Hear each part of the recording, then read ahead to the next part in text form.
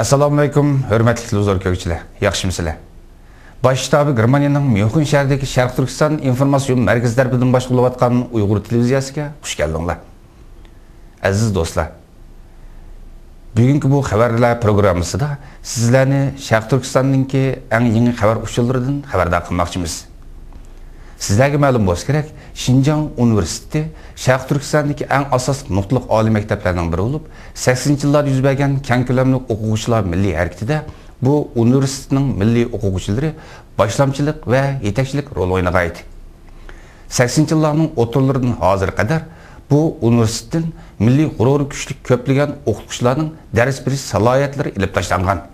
Yəni xeyli köp Uyğur oxucular məktəbdən haydalgan idi. Növətdə Dünya Uyğur Qurultayınınki baş katiplıq vəzifəsini ötəb atqan Dolqun Aysa əpəndi әні şularның biri idi. Şuna Şinjan Universitetininki milli o'qituvchi və o'quvchilari izchil turda Xitoy hokimiyatining siyosiy besimi və nazoratchiligiga uchrab kelmoqda.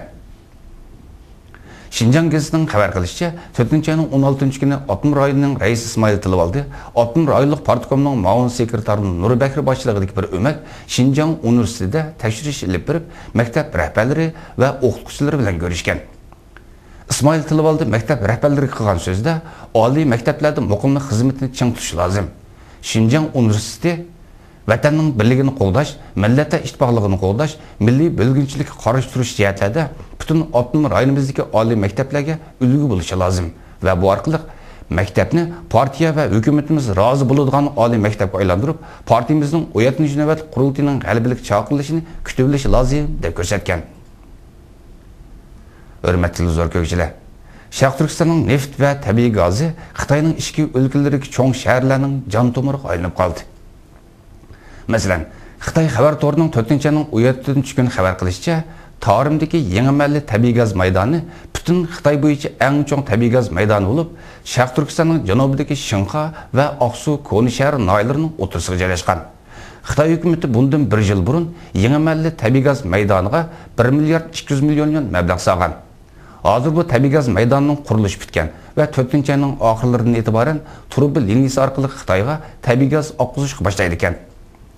Yangi amalli tabiiy gaz maydoni Xitoyning Beijing va Shanxayni markaz qilgan 34 shahrini tabiiy gaz bilan ta'minlaydi ekan. Yangi amalli tabiiy gaz maydonining yillik tabiiy gaz ishlab chiqarish miqdori taxminan 2 milliard 500 million kub metrga yetadi ekan. Undan başqa yana yangi amallining yillik neft ishlab chiqarish miqdori 500 ming tonnaga yetadi ekan. Yangi amalli tabiiy gazning Xitoy oqizilishi bilan Xitoyning ko'plagan cho'ng shaharlarining yiqilg'i yetishmaslik qiyinchiligi asosiy jihatdan hal bo'ladi ekan. Afsuski, navbatda Şərq Türkistanning asosiy neft va tabiiy gaz bazasi hisoblangan Tarim o'ymonligidagi Uyg'ur dehqonlarining iqtisodiy kirimi butun Xitoy bo'yicha eng oxirgi o'rinda turib kelmoqda.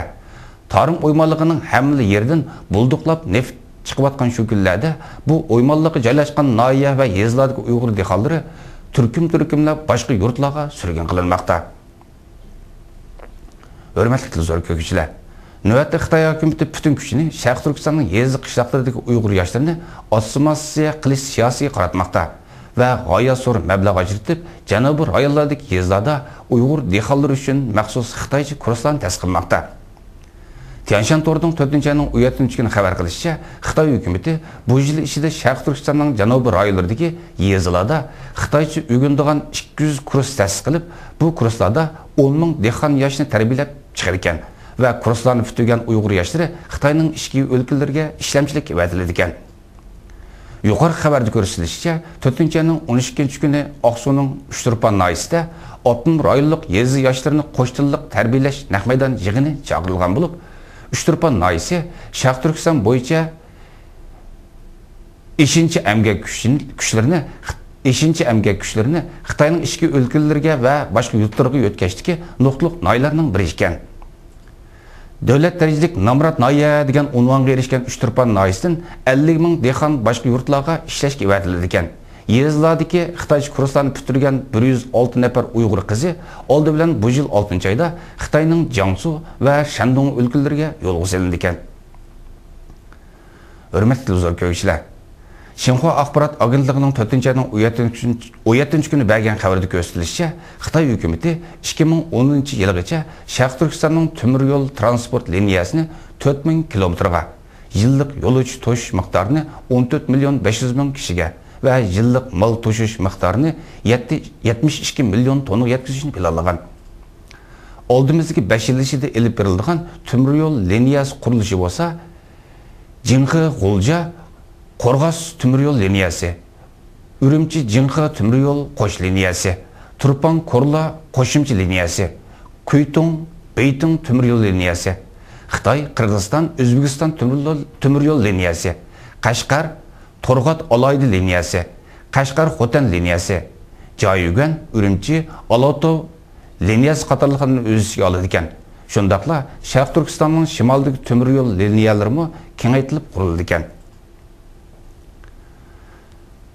Aziz yurtdoshlar, Xitoy hokimiyatining atalmish cho'ng g'arbiy shimolni ichish plani yo'lga qo'yilgan 2000-yildan buyon Sharq Turkistonda jiddiy tilda ilib berilayotgan temir yo'l liniyasi qurilishi tamamen Sharq Turkistonninki tabiiy boyliqlarini talon-taroj qilish va bu rayonga Xitoy ko'chmini yo'tkash qadamini tiziltishni maqsad qilingan bo'lib, navbatda har kuni Xitoydan poyezd bilan Sharq Turkistonga eqib kirayotgan Xitoy ko'chmanlarining soni 15 mingdan oshadi.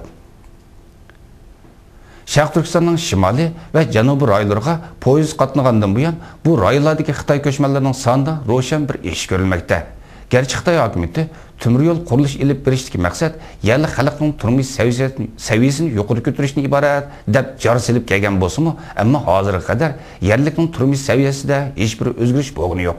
Aksincha, bechora Uyg'ur dehqonlari ana shu poyezd liniyasi bilan Xitoyning ichki o'lkalarga surgun qilinmoqda.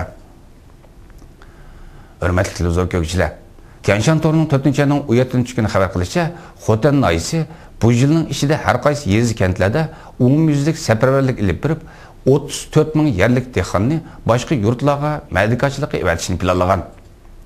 Xotan noylik partikom va xalq hukumati Xitoyning Zhejiang o'lkasi va Abnu rayonidagi munosabatli tarmoqlar bilan ishinch emgak kuchlarini sirtqa yo'tkab ishlatish haqida kelishim tuzgan bo'lib, Xotanlik Uyg'ur dehqonlarining bir qismi Xitoyning ichki o'lkalarga evatiladi ekan. Noylik ittifoq komitetimi o'yim-o'y timiz qilib yurib, sirtqa ishlashga boradigan oilalarning qiyinchiligini hal qilamiz. Terrorchilikning oldirash mezgilida odam ajratib dehqonchilik ishlaringlarga yordam qilamiz. Ansirmay ketaveringlar degandek chiroyli va'dalar bilan yerlik dehqonlarni uy makonni va bola chaqasini tashlab, boshqa yurtlarga madikachilikka berishga safarbar qilishga boshlagan. Urumchi Kashlik gazetining 4-oyning 17 kuni xabar qilishicha, 2007-yilning 1-faslida Urumchi shahrida kala go'shti bilan qo'y go'shtining bahosi shiddatlanib o'rlab ketgan. Masalan, hozir 1 kilogramm qo'y go'shtining bahosi aslidagi 16,6 yuandan 19,8 yuanga chiqib, 36% o'rlab ketgan. Kala go'shtining 1 kilogrammi aslidagi 12,6 yuandan 18 yuanga chiqib, 27% o'rlab ketgan. Ve yakın 3 yıldan bu yankı en yukarı seviyeye çıkan. Ama çoşku göçünün ösüş nisbeti oran 6,8% bo'lgan. Urumchida kala ve qo'y go'shtlarının bahasının o'rlab ketishiga Xitoy savdogarlarining ichki o'lkalarga ko'p miqdorda kala ve qo'y yo'tkab setishi sababchi bo'lgan. Chunki Sharq Turkistonning qo'y ve kallarının go'shti tamlik ve quvvatli bo'lgani uchun Xitoyning ichki o'lkalariga da bozori intayin ishtik ekan. Onun ustiga Sharq Turkistonda yaşayotgan Xitoy ko'chmanlarimi qo'y va kala go'shti yeyishga ko'nib olgan. Ilgari Xitoylar bo'libmi qo'y go'shtini puraydi deb yemaydi. Hozir bo'lsa, dal buning aksicha cho'chqa go'shtini sisiq puraydi, tarkibida mikrob ko'p deb yemaydigan bo'lib olgan. Hurmatli televizor ko'ruvchilar, yuqorida sizlarga Sharq Turkiston haqidagi bir yurish yangi ushur xabarlarni taqdim qildik. Kelar qatimliq programmamizda ko'rishaylar. Hammangizlarga Janob Allohdan xotirjamlik, salomatlik, baxtlar tilayman. Xayr xo'sh.